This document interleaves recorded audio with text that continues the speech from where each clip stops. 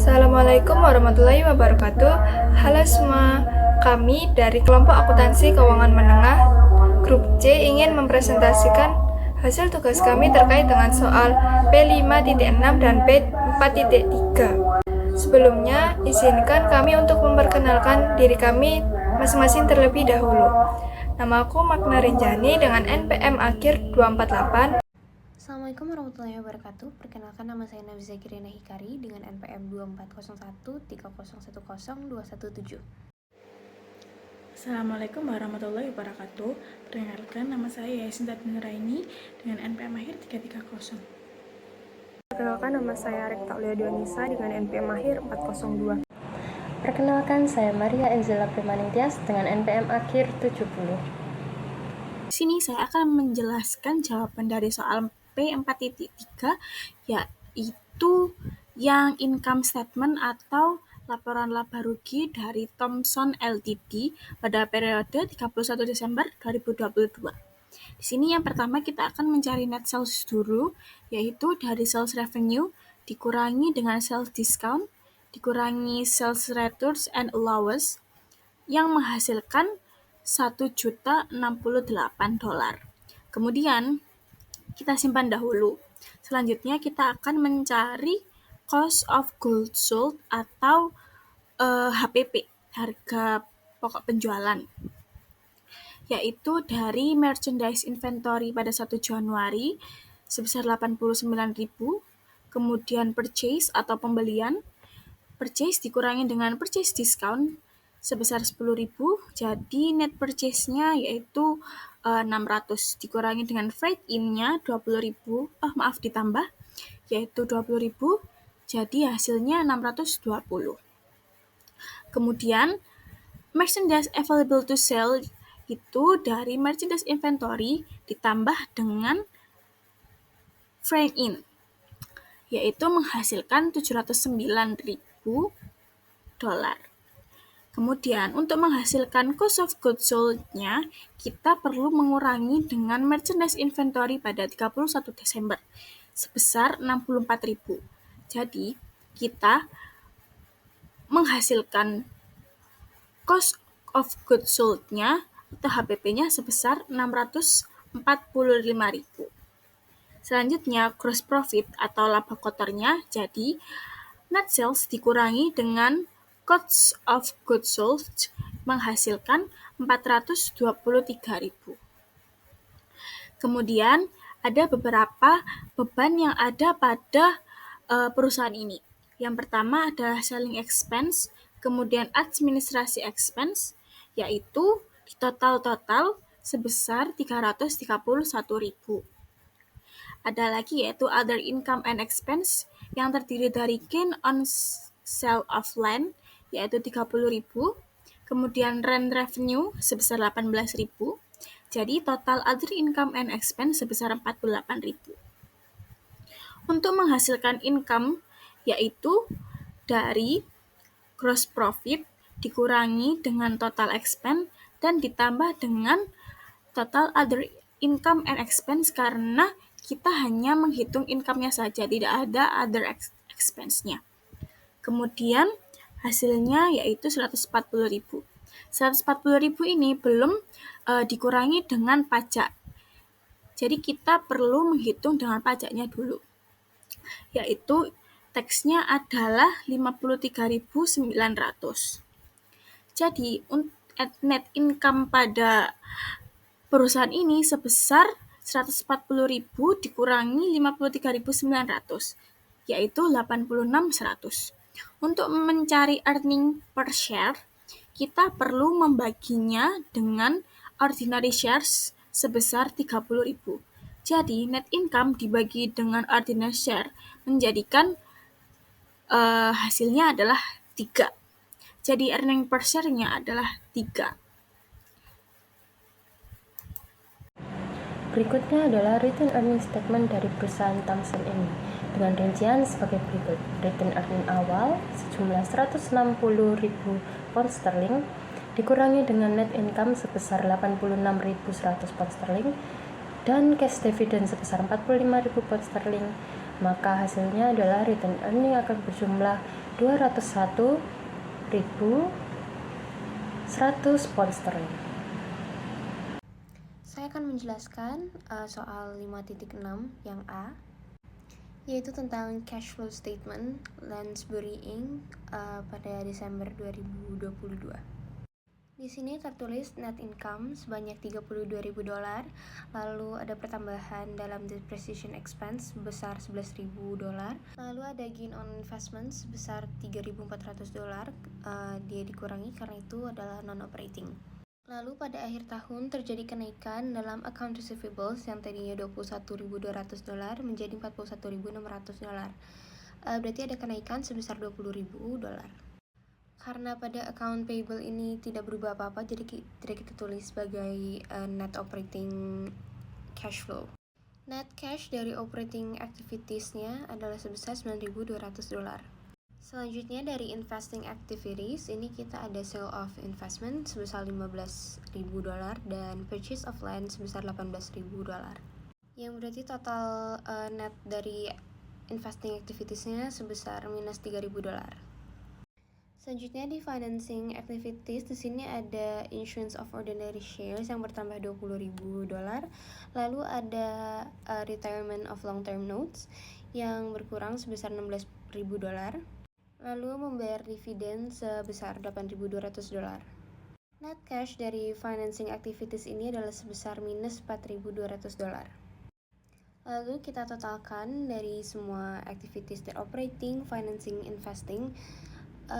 Kenaikan netnya adalah sebesar $12.000, yang berarti kalau kita kurangkan dengan net income pada akhir tahun yang 2022 ini 32.000 dikurangi 12.000 itu jadi net income pada awal tahun 2021 itu sebesar 20.000. Kalau misal kita jumlahkan 12.000 dengan 20.000 ini akan menjadikan net income pada akhir tahun 2022 ini 32.000, berarti sama dengan statement yang sudah dikasih. Berarti net increase-nya ada $12.000, lalu net income pada tahun awalnya 20.000 dan net income pada akhir tahunnya 32.000. Baik, selanjutnya saya akan melanjutkan mengenai laporan posisi keuangan di perusahaan Lansbury Inc. pada 31 Desember tahun 2022. Nah, kuncinya yaitu aset sama dengan liabilitas plus ekuitas. Nah, yang pertama itu ada aset. Aset terdiri dari kas, dan kas sesuai dengan hasil akhir dari perhitungan laporan akhir arus kas bahwa kasnya sebesar 32.000. Lalu ada akun receivable atau piutang yang awalnya 21.200 terdapat kenaikan piutang sebesar 20.400 maka menjadi 41.600. Lalu ada investasi atau investment terdapat di laporan keuangan tahun 2021 sebesar 32.000. Lalu terdapat di soal menjual investasi sebesar 15.000 dan keuntungannya sebesar 3.400, maka 32.000 dikurangi 15.000 dikurangi 3.400 hasilnya yaitu 20.400. Lalu ada plan assets di laporan keuangan tahun 2021 sebesar 81.000. Lalu terdapat beban penyusun sebesar 11.000, maka plan aset sebesar 70.000. Lalu total dari aset tersebut sebesar 252.000. Lalu selanjutnya yaitu liabilitas dan ekuitas. Yang pertama itu ada liabilitas. Liabilitas terdapat account payable sebesar 30.000 dan di soal tidak ada utang usaha sehingga utang usaha tidak berubah, tetap menjadi 30.000. Lalu ada long term notes payable sebesar 41.000 dan terdapat obligasi yang harus dibayarkan sebesar 16.000. Maka long term notes payable ini 41.000 dikurangi 16.000 hasilnya menjadi 25.000. Lalu ada bonds payable terdapat di soal nomor 7 bahwa tanah dibeli dengan utang obligasi sebesar 30.000. Lalu total dari liabilitas atau utang tersebut sebesar 85.000. Lalu di ekuitas terdapat share capital ordinary bahwa terdapat 100.000 dan ada penerbitan saham seharga 20.000, maka menjadi 120.000. Lalu ada retained earnings. Retained earnings ini terdapat dari mana? Yang pertama itu ada dari laba ditahan sebesar 23.200 ditambah pendapatan bersih sebesar 32.000 dikurangi dividen sebesar 8.200, maka retained earnings ini sebesar 47.000. Lalu dari total ekuitas tersebut menjadi 167.000. Total liabilitas dan ekuitas dijumlah menjadi 252.000. Sesuai dengan kunci tersebut bahwa aset sama dengan liabilitas plus ekuitas. Jadi liabilitas plus ekuitas harus sama dengan total aset. Selanjutnya saya akan menjelaskan tentang soal P5.6 bagian C, yaitu cara laporan arus kas membantu pengguna laporan keuangan. Nah, bagaimana sih laporan arus kas bisa membantu pengguna laporan keuangan? Pengguna laporan keuangan menjadi tahu rincian kas selama periode berjalan yang meliputi transaksi, operasi, investasi, dan pendanaan. Nah, dari perincian kas itu memberikan informasi tentang kemampuan perusahaan dalam memenuhi kewajiban jangka pendek. Kegunaan ini sangat membantu kreditor untuk menentukan keputusannya apakah dia harus memberikan pinjamannya atau tidak. Ibaratnya kita akan meminjamkan uang pada orang lain, maka kita akan mengingat apakah dia mampu membayar utang sebelumnya. Jika mampu, maka kita akan memberikannya, jika tidak, maka sebaliknya. Laporan ini juga menunjukkan seberapa besar kas yang dihasilkan dari kegiatan operasional utama perusahaan yang nantinya akan memberikan wawasan tentang efektivitas dan profitabilitas bisnis tanpa pengaruh aktivitas pendanaan atau investasi. Berlanjut pada kegunaannya pada investor. Laporan arus kas dapat mengidentifikasi masalah keuangan seperti kekurangan kas untuk operasi atau pembayaran utang yang dapat membantu manajemen atau investor untuk mengambil tindakan korektif lebih awal. Investor pastinya punya banyak pertimbangan sebelum menanamkan sahamnya pada sebuah perusahaan.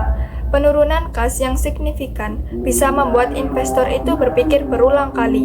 Itulah kenapa banyak perusahaan berupaya untuk mengurangi biaya-biaya dalam perusahaannya agar kas yang ditampilkan di laporan arus kas menunjukkan kas yang positif.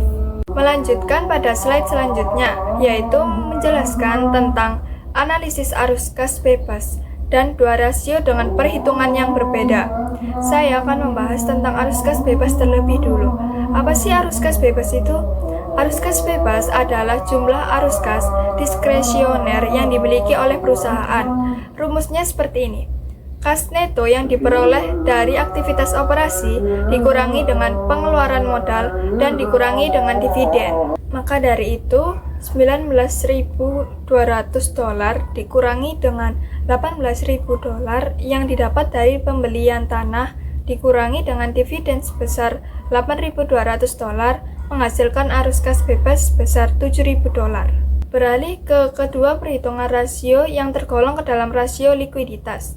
Yang pertama ada current ratio, di mana current ratio atau rasio lancar adalah rasio likuiditas yang mengukur kemampuan perusahaan untuk membayar kewajiban jangka pendek atau yang jatuh tempo dalam 1 tahun. Current ratio dihitung dengan membandingkan semua aset lancar dengan kewajiban lancar perusahaan. Di soal ini, saya menghitung current liabilitasnya terlebih dahulu dengan menambah semua liabilitas di periode berjalan dan periode sebelumnya lalu dibagi 2. $71.000 ditambah $85.000 dibagi 2 menghasilkan $78.000. Nah, mengapa long term notes payable masuk ke dalam perhitungan juga padahal long term notes payable bukanlah jangka pendek? Karena ada kalanya long term notes payable memiliki jatuh tempo di periode berjalan sehingga membuatnya diperhitungkan juga. Selanjutnya $19.200 yang merupakan current asset dibagi $78.000 yang merupakan hasil dari perhitungan current liabilities dan menghasilkan 0,246 yang kemudian dibulatkan menjadi 0,25. Rasio yang kedua yaitu current cash debt coverage yang merupakan rasio yang mengukur kemampuan perusahaan untuk menutupi kewajiban lancarnya dengan kas yang dihasilkan dari operasi. Rumusnya yaitu kas bersih dari aktivitas operasi dibagi dengan rata-rata liabilitas lancar. $19.200 yang merupakan kas bersih dibagi dengan $30.000 menghasilkan 0,64. $30.000 berasal dari current liabilities di periode berjalan ditambah dengan current liabilities di periode sebelumnya lalu dibagi 2 karena dia merupakan rata-rata.